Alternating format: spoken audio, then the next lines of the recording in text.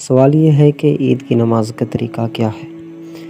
سب سے پہلے تو عید کی نماز جب پڑھنے لگیں تو نیت کرنی ہے کہ میں 2 رکعت نماز عید الفطر یا عید الاضحیٰ پڑھنے لگا ہوں۔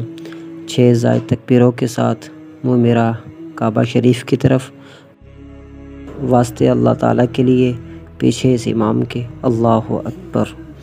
جب نیت باندھ کے نماز شروع کر دیں گے، اس کے بعد امام صاحب ثنا پڑھیں گے سبحانک اللہم سے لے کر ولا الہ غیرک تک۔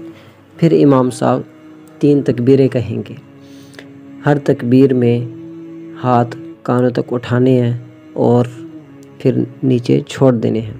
جب امام صاحب تیسری تکبیر کہیں گے تو ہاتھ کانوں تک اٹھا کے ہاتھوں کو باندھ لینا ہے۔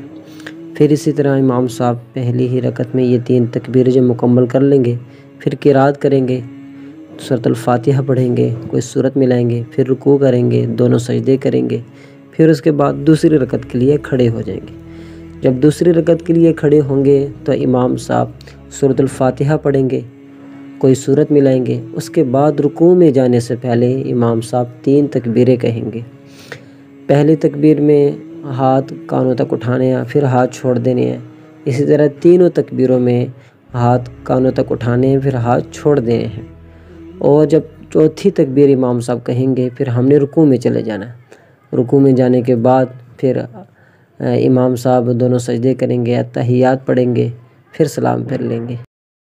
بس یہ ذہن میں رکھنا ہے کہ پہلی رکعت میں جو 3 تکبیریں ہم کہیں گے وہ الحمدللہ رب العالمین سورت پڑھنے سے پہلے کہیں گے، اور دوسری رکعت میں جو ہم نے تکبیریں کہنی ہیں وہ الحمدللہ اور کوئی سورت ساتھ ملا کر پڑھنے کے بعد رکوع میں جانے سے پہلے 3 تکبیریں کہیں گے۔